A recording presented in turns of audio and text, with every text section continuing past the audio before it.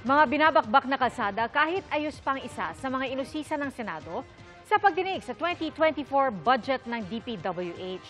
Ang sagot ng ahensya tinutukan ni Mav Gonzales. Bakit sisirain ang hindi naman sira?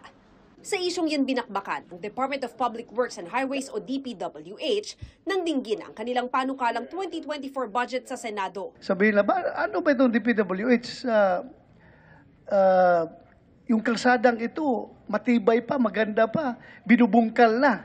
Sayang ang pera ng gobyerno dito. There is a point when the road starts to deteriorate, and it would be more economical actually to undertake yung preventive maintenance. Kaya yung medyo maganda-ganda pa ang tingin ninyo, but actually the pavement starts to deteriorate. Bagamat nakadisenyong tumagal ng hanggang 25 taon, kailangan daw ng preventive maintenance kada 5 taon ng aspaltong kalsada at kada 8 taon naman kung konkreto. Pero ang kalsadang ito sa San Juan, wala pang 5 taon pero nakatatlong patong na umano.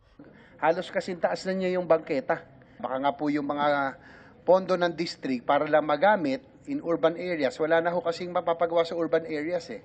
Devise a way na ito'y magamit doon sa mga lugar na talagang kailangan. Hanggang 30 taon naman tumatagal ang mga tulay. Pero sa San Juan pa rin, meron umanong 3 tulay na maayos naman pero sinira at inayos uli. Nangihinayang lang din ako sa pondo na nung sinira yung tulay, short span, wala masyadong alog, walang track. Nung tinayo, tulay din naman. We might as well coordinate also with the local government para where yung mga to protect also yung mga local roads nila in the implementation of this overloading. Sinisi rin ni Bonoa ng axle load limit o yung bigat na pinapayagang dumaan sa mga kalsada. Isa raw sa pinakamataas sa buong mundo ang sa Pilipinas. Mas mabigat sa pinapayagan sa Japan, Europa at Amerika. Gusto mo sabihin, para hindi tayo naglolokohan sa lifespan or economic lifespan ng ating mga daan, dapat realistic din tayo pagdating sa axle load na inaalaw natin na gumagamit sa ating mga daan. Is that layman's way of putting it, Engineer Secretary? Yeah, of course, Your Honor. I think I totally agree with your premise. Kaya panukala ng Senate Minority Leader, babaan ang axle load limit para tumagal ang pakinabang sa mga kalsada. Sa panukalang budget ng DPWH at 2024, may 15 milyong pisong nakalaan para sa routine maintenance ng mga kalsada at tulay sa buong bansa. Tinalakay rin ang tagal umano ng pagpapatupad ng flood control projects tulad sa Bulacan na ayon sa Public Works Secretary ay tutugunan ng Central Luzon Pampanga River Floodway Project. Baka dumating na si Lord, wala pa rin yung feasibility study. Tapos pag dumating yung feasibility study, 200 taon uli, 30 administrasyon uli ang hihintayin. 2025 pa target simulan ang floodway project kung matapos ang plano at makuha ang lahat ng clearance.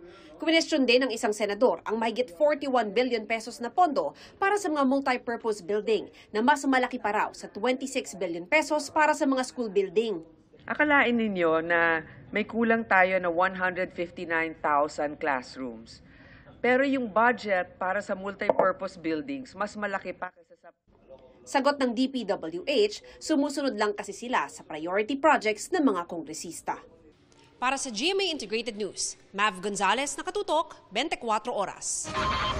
Mga kapuso, kasama nyo kami 24 oras. Mag-subscribe sa GMA Integrated News sa YouTube. Sa mga kapuso abroad, bisitahin ang GMA Pinoy TV at www.gmanews.tv.